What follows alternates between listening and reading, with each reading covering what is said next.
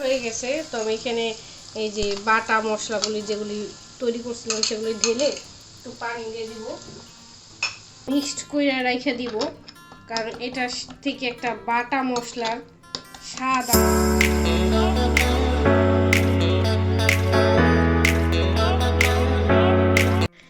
আসসালামু আলাইকুম সবাইকে, এনজয় রবিন মিতু ব্লগ থেকে আমি মিতু। আজকে আপনাদের জন্য নিয়ে আসলাম সম্পূর্ণ ভিন্নধর্মী একটা মাছের রেসিপি। যারা আজকে নতুন আমার ভিডিও দেখতেছেন তাদের কাছে আমার অনুরোধ রইল একটি লাইক দিয়ে ও সাবস্ক্রাইব করে আমার পাশে থাকবেন। আর যারা আমার পুরান বন্ধু সাবস্ক্রাইব করে আমার পাশে আছেন তাদের জন্য রইল আমার অসংখ্য ধন্যবাদ। এই দেশের একটা মাছ, তো এই মাছটা এই মাছটা খাইতে একদম বাংলাদেশে যে নদীর মাছগুলি আমরা খাই না, ঠিক সেই রকম মাছটা। তো এই জন্য আমি আজকে আপনাদের সাথে শেয়ার করব, যারা আমরা বিদেশে থাকি তারা সবাই নদীর মাছগুলিকে খুব মিস করি। সাধারণত আমরা সমুদ্রের মাছগুলি ভেজে রান্না করি, আজকে আমি এটা না ভেজে রান্না করে দেখাবো আপনাদের, আর খাইতে একদম নদীর মাছের মতো লাগবে। তো আমি এটার সাথে কোনো বাটা মশলা ইউজ করতেছি না, তাই যে গুঁড়া পাউডারগুলো ইউজ করব সেই পাউডারটাকে বাটা স্বাদ আনার জন্য আমি এখানে একটা পেস্ট তৈরি করব। তাই আমি একটু হলুদের গুঁড়া নিয়ে নিলাম, সামান্য জিরার গুঁড়া নিয়ে নিলাম, এখানে মশলা বেশি দিব না, হালকা হালকা দিব। একটু ধনিয়ার গুঁড়া দিয়ে নিলাম, আর একটু মরিচের গুঁড়া দিব,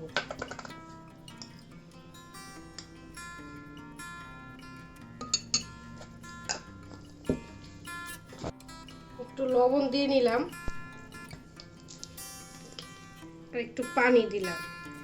এই মশলাটাকে আমি এখন এই সবগুলি একসাথে মিক্সড করে রেখে দিব, কারণ এটা থেকে একটা বাটা মশলার স্বাদ আমাকে আনবে। দেখেন এখনই বোঝা যাচ্ছে যে এটা একটা বাটা মশলা। যারা এভাবে খান না একদিন খেয়ে দেখবেন, পরে আমাকে জানাবেন যে কেমন লাগলো।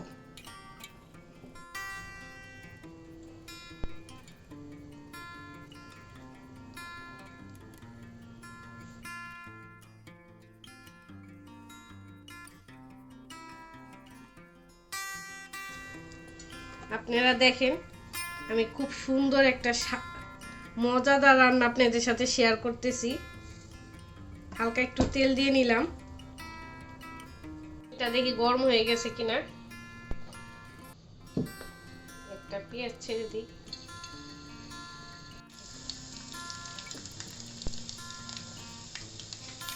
আমি প্রথমে রসুনটা দিয়ে দিলাম যাতে রসুনটার ফ্লেভারটা ভালো আসে, পরে পেঁয়াজগুলিও দিয়ে দিচ্ছি, কাঁচামরিচটাও দিয়ে দেব।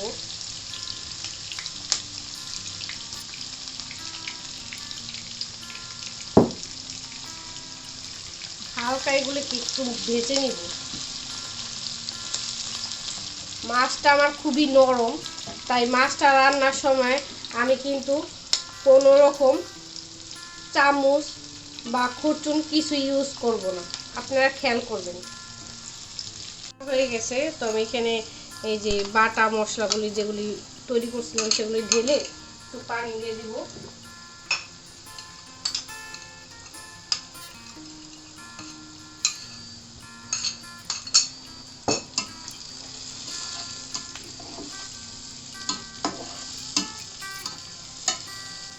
এখন আমি টমেটোটা ঢেলে দিব,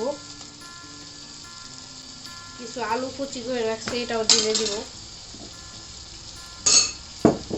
আমার মশলাগুলি কষানো হয়ে গেছে, এখন আমি হালকা করে মাছগুলি দিয়ে দিব, খুব সাবধানে দিব যাতে করে মাছগুলি ভেঙে না যায়।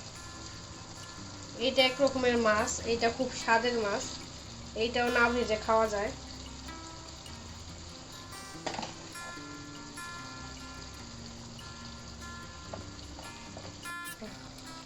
আমি সামান্য পানি দিয়ে দিব যাতে মাছগুলো এটার সাথে সুন্দর করে মিশে যায়।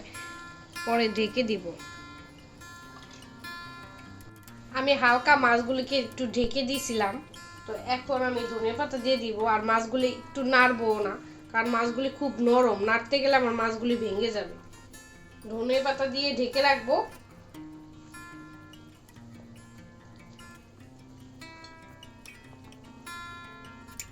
খুব অল্প সময় এই মাছটা তৈরি হয়ে যায়, আর খেতে খুব সুস্বাদু লাগে। একটু বেশি দিলাম, কারণ আমাদের বাসায় আবার ধনেপাতাটা সবার একটু প্রিয়। আমি ধনেপাতাটা দেওয়ার পরে একটু 5 মিনিট রাখছি। এখন চুলাটাকে আমি অফ করে দিব, আর রান্নাটাও আমার কমপ্লিট। তো আজকে আমি এইখানেই বিদায় নিচ্ছি আপনাদের কাছে। যারা আমাকে সাপোর্ট করছেন তাদের অসংখ্য ধন্যবাদ। আর যারা এখনো আমাকে সাবস্ক্রাইব করেননি, সাবস্ক্রাইব করে আমার পাশে থাকার অনুরোধ রইল। ও হ্যাঁ, শেষ করার আগে একটা কথা বলি, ভালো লাগলে ভিডিওটা একটা লাইক দিতে ভুলবেন না। আল্লাহ হাফেজ, ভালো থাকবেন সবাই।